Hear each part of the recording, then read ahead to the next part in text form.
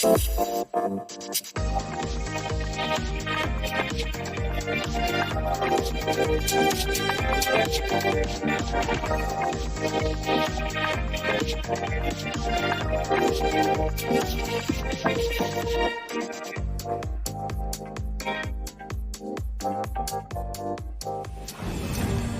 football fans and welcome to Signal Football. It's good to be here and it was a super weekend that we had. So I'm welcoming you to this weekend review and I want you to say good because we had a massive weekend of football action in the MTN Super League. It was filled with a lot of drama, with crucial victories and a few stalemates. We also had our representatives in the continental football. We had continental action and it was a tough outing for Zambian football. However, we have some brilliant news from our stars abroad. So let's dive straight into the biggest stories from the team of the 2025-2026 MTN Super League this season. So, at the top of the table, the song remains the same. We have the Airmen, Red Arrows, continue with the unbeaten run.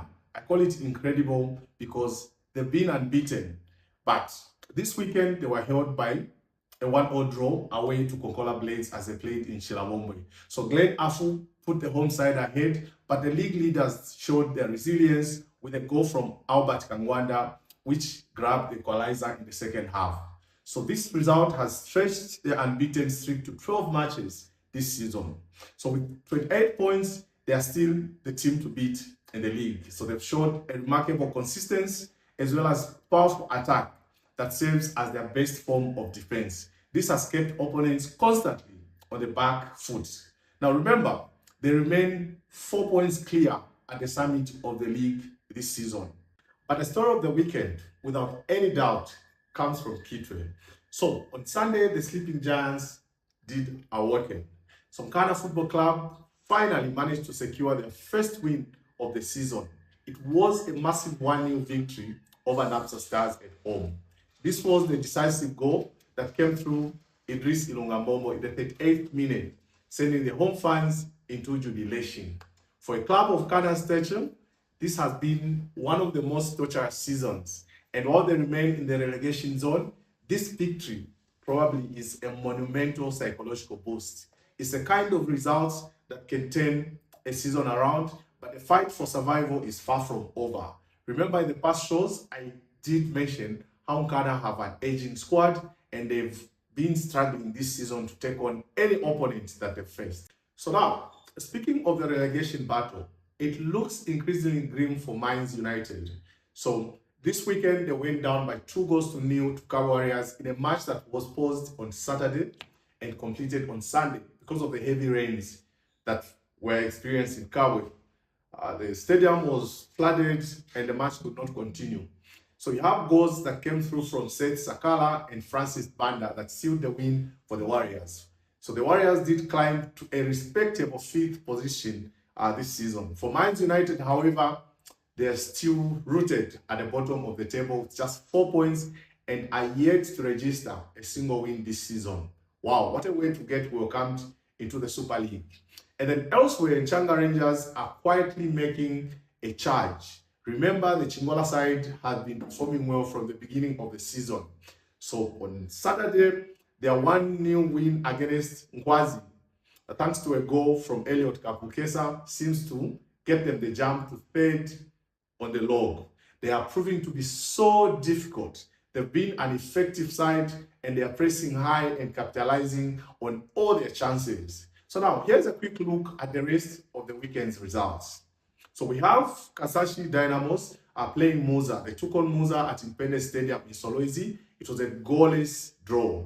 This was a hard-fought draw. And remember, I did announce the other weekend that Kasashi Dynamos have a new coach in experienced Egyptian Muhammad Fatih. I did mention he has the tactical discipline. He also has the skills that could take this team to turn around. And what we saw was a draw from a Muza side that had just come from beating Green Eagles in the previous week, or rather in week 12. Again, we saw Green Eagles take on Green Buffaloes in Choma. This was a derby that really all the army people were looking forward to, and everybody who follows soccer, they call it the Masoja Derby. So Green Eagles, playing Green Buffaloes in Choma. The scoreline was a draw, so it was a derby draw with no goals, or with one goal rather, from both sides. Mutondo Stars did face Mighty Mufulira Wanderers. The game was a draw. There were no goals. It was another stalemate. So now, let's shift our focus to the continental stage. It was a weekend of disappointment for our Zambian clubs. They both faced formidable Egyptian opposition and they came up short.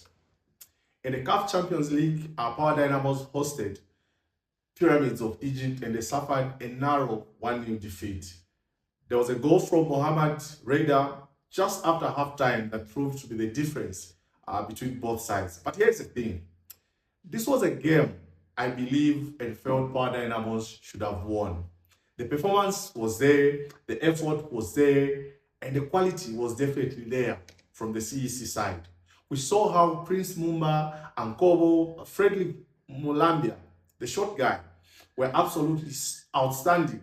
They controlled large portions of the match and they created a lot of opportunities. Unfortunately, what was missing was the final third, which is the execution. The crucial moments in front of goal, the composure to finish the chances is all that separated the two sides. I felt so frustrated, and I know a lot of soccer fans in this country were frustrated. It was so frustrating because everything was working, everything was in place. But football really is unforgiving at this level. So Power Dynamos didn't manage to beat the Egyptian side despite performing so well. Now, here are the current CAF Champions League Group A standings at the moment. So RS Berkane is leading the group with 6 points on goal difference, and we have in second position Pyramids FC, the team that Power Dynamos faced in Dola over the weekend, with 6 points. Rivers United of Nigeria are still on third and they have 0 points, and we have Power Dynamos rooted in fourth position without a point. So like I said, our Power Dynamos are at the bottom of Group A with 0 points from the 2 matches that they've played. With 4 games remaining, I'm so much in belief, and I really believe they need to start winning immediately for them to get through. So top 2 teams in each of the group stages are going to advance to the knockout stages. So every match from here is a must-win for Power Dynamos. As if that was not enough, we had the CAF Confederations Cup match that was so frustrating, again, for Zambian soccer fans. In this case, Zesco United faced Al Masry of Egypt in a 5-goal thriller that did expose a lot of tactical decisions that were made by our coaches. So Al Masry did they did score the first goal through Mohamed Hashem in the 4th minute. And then we had Zesco responding just within a minute later through a Freddie Michael goal. So remember, the Egyptians scored in the 4th minute, and just as we go to the 5th minute, Zesco did equalize. However, the Visitors did regain control of the match and they built a 3-1 lead before Peter Msukuma's late consolation goal in the 87th minute that made the scoreline 3-2. Now, here's where the tactical question arises. Zesco United only began pressing effectively in the second half after introducing Pascal Phiri. So disappointing. Now, my question really is, why the wait? Why did the technical bench at Zesco have to wait for the second half for them to introduce Pascal Phiri? Why not start with a high press from the first whistle? I think this is the old mentality that has continued to hold Zambian football back. And we saw many complaints about how Avram Grant would take long to make substitutions, how subsequent coaches would just wait. And I've seen it in the clubs at local level. Coaches take long to make these decisions. So now, imagine if Zesco had started with their most dynamic and attacking players from the beginning. And in this case, I'm talking about Pascal Phiri. Pascal Phiri on the wings, providing the width and pace. And we have the ever-blazing young David Nkana in the midfield driving forward. Trust me, the Arab side would have been under constant pressure and they would have been forced to defend rather than dictate the tempo of the game as they did. Now, instead, the conservative team selection allowed the Egyptian side to settle in their rhythm and control the match as they desired. So it's the same mistake we see repeatedly of keeping your best dribblers, pressing players on the bench when they should be starting. You need to aim at suffocating the opposition from minute one. And remember, I always say the best way to defend is to attack. The more pressure you mount, the more your opponent is going to defend. So it's the same mistake that we see repeatedly. Until our coaches are going to embrace attacking football as the best form of defense, we will continue to see many of these missed opportunities. Now, here's how Zesco is looking in Group D, where they are in the CAF Confederations Cup. So Al-Masri is top at 6 points. Zamalek is second, 4 points. Remember, Zamalek did draw with Kaizer Chiefs in the game they played in South Africa. So South Africa has 1 point after the draw in the game they played against Zamalek. They have 1 point, and Zesco United is sitting at the bottom with 0 points. So, like Power Dynamos, they also face an uphill battle with 4 points remaining. But for both Zambian representatives, they need to turn things around so quickly. Or what will happen is all the football fans, including the players, are going to be watching the knockout stages from the sidelines. I don't think we want that. I don't think everyone wants us to get out at this stage. We want to get to the knockout stages, if possible, proceed to the next stages, because we have the quality, we have the form. All we need is the right mindset from the coaching staff. We also need the right mentality to believe this can be done, and will put Mother Zambia back on the map as we deserve. So, before we move to our final segment, which is our stars abroad, we need to address one of the troubling situations that unfolded in Malawi this weekend. The Copper Queens staged a protest over allowances on the eve of their match against Malawi in the Three Nations tournament that they are participating in. And we got confirmation from the FAZ President, Keith Mwemba, who said only 6 players did show up for training, with almost the entire team boycotting overpayment issues. And to make matters worse, the national team coach, Coach Nora, is not even with the team. She didn't travel with the team. She didn't join them in Malawi. The FA cited that she's sick, but we all know it's because she's owed money, and that's why she's not been part of the team. Now, when your coach isn't there because of unpaid dues, what message does that send to the players? Now, let's be clear about something. I think as a follower of Zambian football and a lover of the beautiful game in Zambia, this is too much of these challenges. We have too many of these challenges in our country. I think it's time for a lot of transparency, a lot of communication, and a lot of openness in how we handle these matters. The issue here isn't about players wanting to be paid, but I think it's a system that has repeatedly failed to honor its obligation, and then always it responds with threats when these players stand up for themselves. Remember, they have no one to talk for them, so they have to stand up for themselves when the system has consistently continued to just disappoint them. Now, you can't fail to meet your commitments and then label the players indisciplined when they protest. I don't believe in that. I think that's not leadership, that's deflection. When you're a leader, you need to lead and not deflect whenever you're faced with this situation. So the FAZ President did mention that some players have been inciting others and causing unrest, and all those that are involved will be sidelined from playing for the national team. If you ask me, I don't think that's a solution. But here's a question. Why are the players pushed to this point in the first place?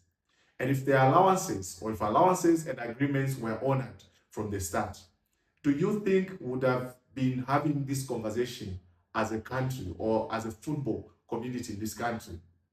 Remember, the Copper Queens are always representing Zambia on the international stage.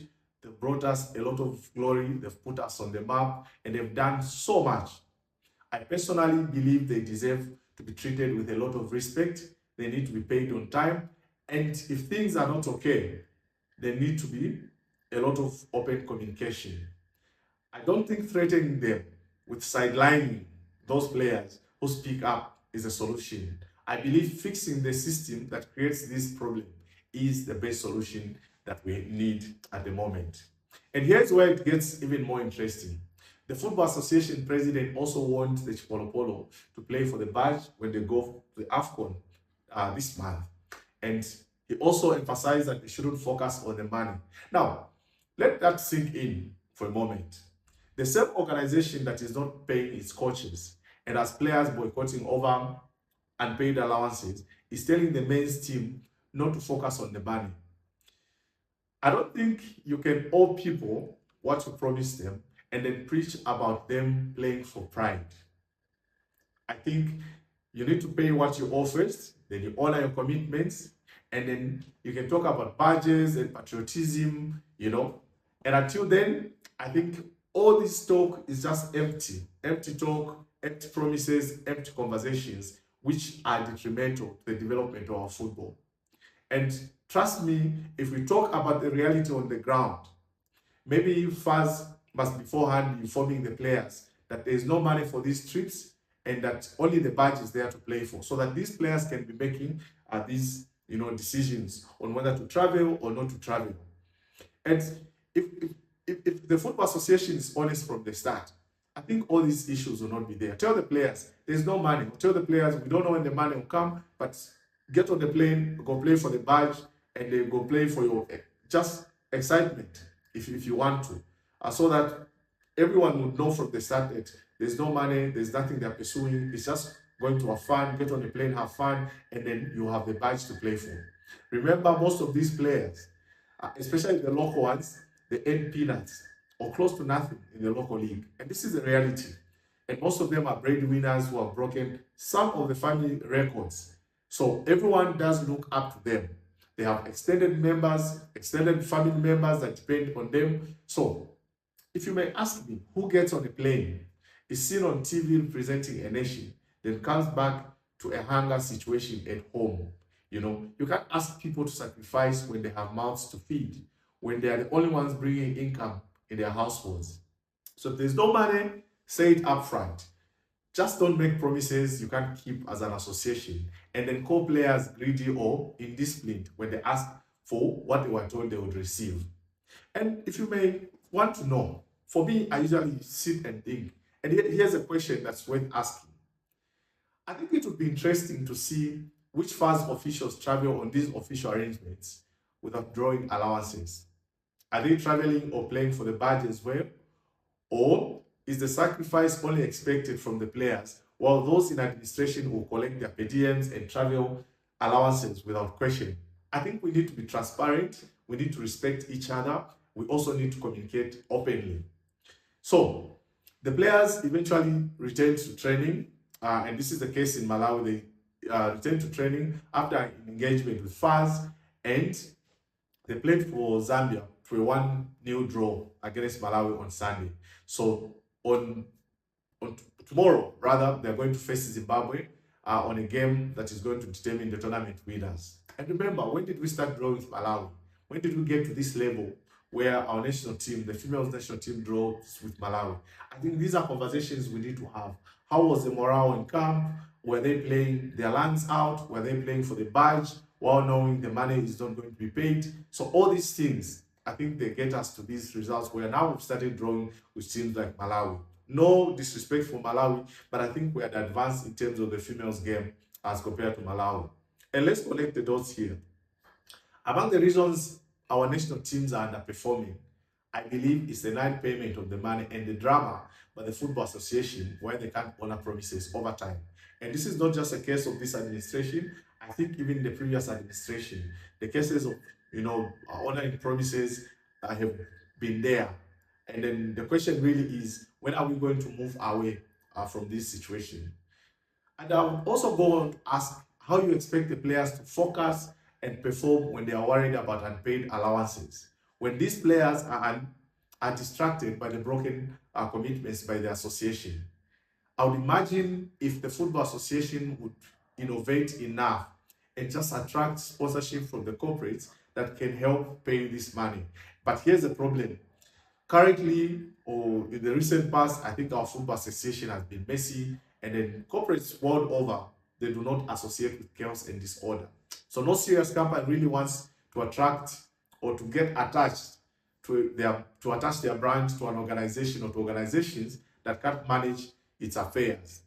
And an organization that has players and coaches are boycotting or absent due to an unpaid dues. If we look around the world, I give an example of South Africa here next door. If we look around the world, or we take South Africa as an example, or FAs everywhere, they do attract corporates which help them leverage their position and get the needed funding. So they have multiple sponsors, they have partnerships, they have revenue streams because they run the associations in a professional and transparent manner. But I think, to be honest, our FA can't seem to figure this out. So the dysfunction at the Football Association is costing us, not just on the pitch, but also on the lost sponsorship opportunities that can help solve this problem. So it's a vicious cycle that only proper governance and transparency will sort out. I really hope this situation serves as a wake-up call for us to be better in communication, to be transparent, and to respect our national team players. And this is for both men and female. Otherwise, we're a nation full of talent, we're a nation full of passionate fans, and we're a nation that has a lot of people that want the game to progress. Now, let's turn to some positive news from our star players that are plying their trade in Europe, because there's plenty to celebrate as a country. So in Italy, Serie A, Lameck Banda finally ended his goal drought in a spectacular fashion. And the Chipolopolo winger scored in the 22nd minute as Lecce secured their first home win of the season, beating Torino by 2-1. But here's what's remarkable about this. This was Banda's first goal for Lecce since December 11th, 2023. That's nearly 2 years of waiting. So the 24-year-old has battled with injuries and inconsistent playing time. But he now has featured for his club in the last 9 games, and then the goal could be the turning point. So he has a pace and he's able to dribble where all the fans can see that he's a very good player, but then I think the inconsistencies because of the injuries as well as just the form that had dipped did affect him. So it's great to see him back among the goal scorers at Lecce in their win, and then I'm so hopeful that as he goes to the AFCON, he's going to replicate the same form and get Zambia winning in many games. But if we're talking about consistency and clinical finishing, we have to talk about Kingsley Mutandwa in Austria. So the striker has scored yet another late winner on Saturday, where he netted in additional time for his club, SV Riyadh, as they played in a 1-0 win against their opponents. Now, guys, this guy has been scoring. He keeps delivering. The man just keeps scoring, and then he's just the fans' favorite for his club in Austria. So Mutandwa now has 8 goals, and he has 8 goals in the league, rather, and 10 goal contribution this season for his club in the Austrian league. So his team sits just 5 points behind the league leaders, Red Bull Salzburg, and he has always been the difference maker time and again for his club. Now, here's a question that needs to be asked. Doesn't Kingsley Mutandwa deserve to be at the AFCON and start ahead of all strikers who have not really given us much to talk about lately as a country? Remember, the man has been scoring consistently at the high level in Europe, and he delivers crucial goals, showing a lot of composure in front of goal. And it's been proving that he can handle pressure. I don't think AFCON pressure will be so much for him. And speaking of players who deserve chances, we have Pascal Phiri. Pascal Phiri, this weekend and the past weekends, even in the local league, for those that have followed, he's been absolutely perfect. He's been playing so well. So I believe Pascal Phiri absolutely needs to be at the AFCON, and he must play. Don't carry him as a passenger. He must be at the AFCON and he must play. Remember, we lack attackers that have the dynamism and the pressing ability that the youngster comes with. So these are the kinds of players that I believe can help us change the games. These are the players that can impose themselves on any opponent from the first whistle up to the end. So I think we can't afford to leave them out and keep them on the bench. Either we take them, let them play, and then just make sure they perform at the highest level, because these are players that we can manage. So it's up to the technical bench. We can only share our opinions, we can only share our thoughts, but it's up to the technical bench from the assessments that really they should include these players if, in all fairness, we are making the same assessment. Now, that's all we had for the weekend review. We had a historic win for Nkana who got their first win of the season in week 13 of the Zambia Super League. So good for them. I think it's a morale booster. It's good psychologically for their aging squad. And I think as a country, we got a reality check on the continent. But we had some brilliant performances from our stars abroad. I think the talent is there. All we need is the right tactical approach and the courage to trust our attacking players. If you enjoyed this review, please make sure you subscribe to our YouTube channel, Signal Football. Hit the subscribe button and turn on the notifications so that you never miss our weekly reviews or previews and analysis of the games. You can also follow us on Facebook and TikTok, Signal Football, for daily updates, our highlights, and the behind-the-scenes content. And please do not forget to share your feedback with us on the comments on the issues that we did talk about. Let us know your thoughts on performances, the tactics, and the issue at hand. Who do you think should be at the AFCON this December representing Zambia? Remember, your voice matters. Remember, the football conversations keep us going. Remember, the football conversations keep us engaging. Please do join us for our next preview of the games over the weekend that we are going to share on Thursday. This has been Signal Football. Stay blessed.